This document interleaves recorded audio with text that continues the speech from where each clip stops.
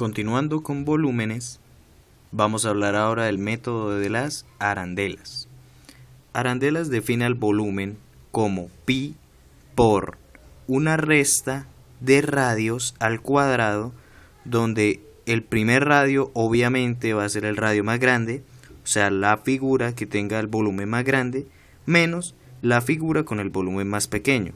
Donde fuera al revés, al más pequeño le restamos al más grande, nos quedaría un volumen negativo y no tendría sentido.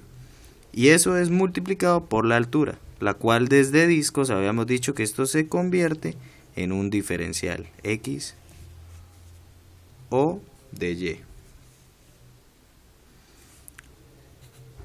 Volumen se reescribe como volumen es igual a pi por la integral del intervalo a b de la función que abarque el radio más grande menos que abarque el volumen más grande menos la función, llamémosla p de x, que abarque el volumen más pequeño en términos de las que están las dos, ¿no?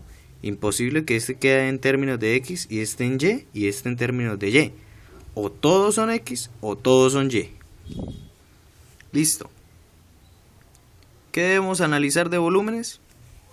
De volúmenes por arandelas, que este método se usa cuando tenemos figuras que revolucionan en el eje X o eje Y o rectas paralelas a ellos, pero no están perfectamente pegados.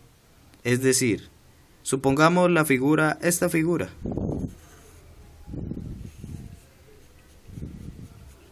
Y que revolucione en X. Notamos que la figura no está perfectamente pegada a X. Luego entonces el método anterior que estudiamos, que es volúmenes por discos, no nos serviría. Y tendríamos que analizar por arandelas. En este caso, ¿cómo se haría? Se tomaría esta de arriba, que es la que uno dibuja, supongamos que es fx, y esta de abajo, que por cosas de la vida sea una recta y que se llame g de x. Haciendo revolucionar cada pedacito como si el otro no existiera, o sea, por ejemplo, revoluciona solo f de x en esta recta y luego revoluciona esta rayita, se nota que la que va a tener el mayor volumen va a ser f de x, ¿cierto? Y la que va a tener el menor volumen va a ser g de x. Por eso, para calcular este volumen, se debería escribir volumen es igual a pi, la integral. ¿De dónde saco el intervalo? En este caso pasa lo mismo que con discos. Para sacar el intervalo y los diferenciales, se toman de acuerdo a que si gira con respecto a x, en términos de x. Si gira con respecto a y, en términos de y. O si gira paralelo a x, en términos de x. Y si gira paralelo a y, en términos de y.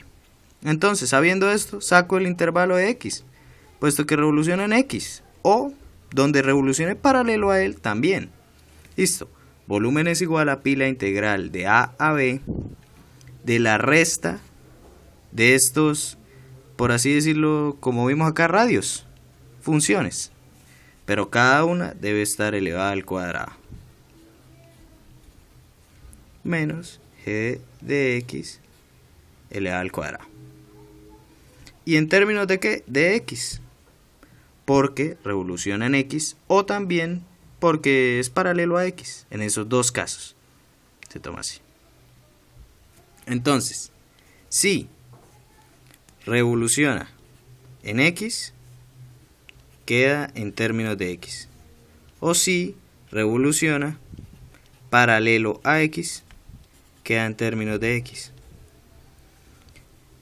De otra manera quedaría, si revoluciona en y, quedaría en términos de y. Así como el intervalo, ¿no? En términos de x y se saca el intervalo de x. En términos de y se saca el intervalo de y. Entonces, si revoluciona